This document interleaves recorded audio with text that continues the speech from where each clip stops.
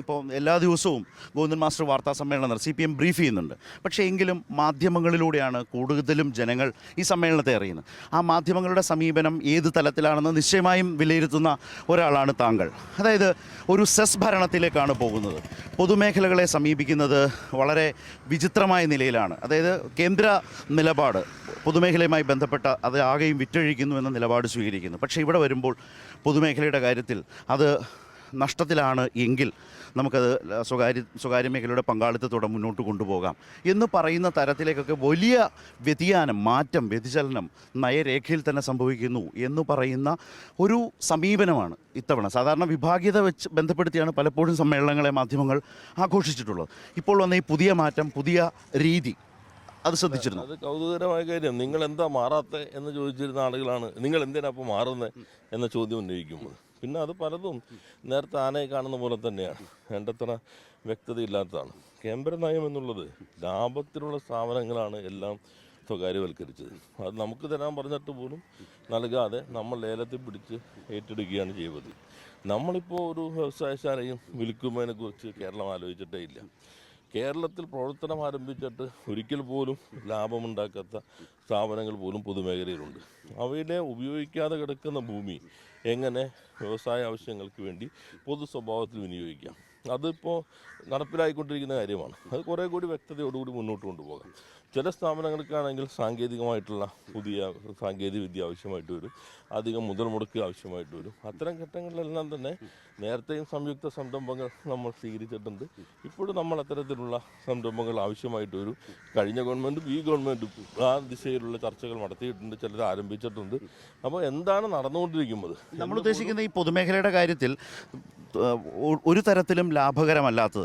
അതേസമയം ഈ സർക്കാർ കൊടുക്കുന്ന ഒരു പിക്ചർ പൊതുമേഖല വളരെ ലാഭകരമായി കേരളത്തിൽ മുന്നേറിയിട്ടുണ്ട്, മന്ത്രി തന്നെ പറഞ്ഞിട്ടുണ്ട്. പക്ഷേ അതിൽ തന്നെയും ലാഭത്തിലല്ലാത്തത്, ഒരു തരത്തിലും ലാഭകരമാകാൻ കഴിയാത്തത്, അല്ലെങ്കിൽ അതിൻ്റെ ഭൂമി മറ്റു തരത്തിൽ വിനിയോഗിക്കാൻ, വ്യാവസായിക ആവശ്യങ്ങൾക്ക് തന്നെ വിനിയോഗിക്കാൻ കഴിയുന്ന തരത്തിലേക്കുള്ളൊരു സ്വകാര്യ മുതൽ മുടക്കാണ് ഉദ്ദേശിക്കുന്നത്. അതെ, നമ്മൾ തന്നെ ഇപ്പോൾ ഈ ഗവൺമെൻറ് വന്നതിന് ശേഷം പ്രകടന പത്രിക അടിസ്ഥാനപ്പെടുത്തി ഒരു മാസ്റ്റർ പ്ലാൻ തയ്യാറാക്കിയിട്ടുണ്ട് ഓരോ പൊതുമേഖലാ സ്ഥാപനത്തും.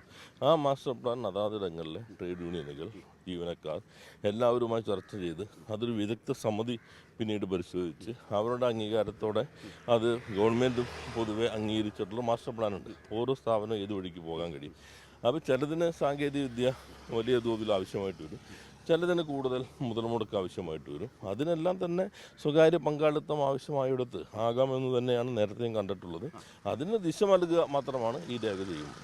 ഈസ് ഓഫ് ഡൂയിങ് ബിസിനസ് നമ്മൾ ടോപ്പ് അച്ചീവർ ആയപ്പോൾ, സഭയിലടക്കം ഇത് ഉയർന്നു വന്നപ്പോൾ പ്രതിപക്ഷം ഏറ്റവും കൂടുതൽ വിമർശിക്കാൻ ശ്രമിച്ചത്, നോക്കൂ കേരളത്തിൻ്റെ പൊതുമേഖലാ സ്ഥാപനങ്ങളുടെ അവസ്ഥ, വളരെ ഗ്ലോറിഫൈ ചെയ്ത് പറയുമ്പോഴും ലാഭത്തിലല്ല നഷ്ടത്തിലാണ് എന്ന് പ്രതിപക്ഷം അതുന്നയിച്ചാണ് സർക്കാരിനെ നേരിടാൻ ശ്രമിച്ചിട്ടുള്ളത്. അതിനെ ഏറെക്കുറെ ശരിവെക്കും വിധത്തിലായി പോകുന്നില്ല ഇപ്പോൾ പൊതുമേഖലയെക്കുറിച്ച് ഇപ്പോൾ കാണുന്ന ഈ വിശദീകരണം അല്ലെങ്കിൽ ഈ ആലോചന?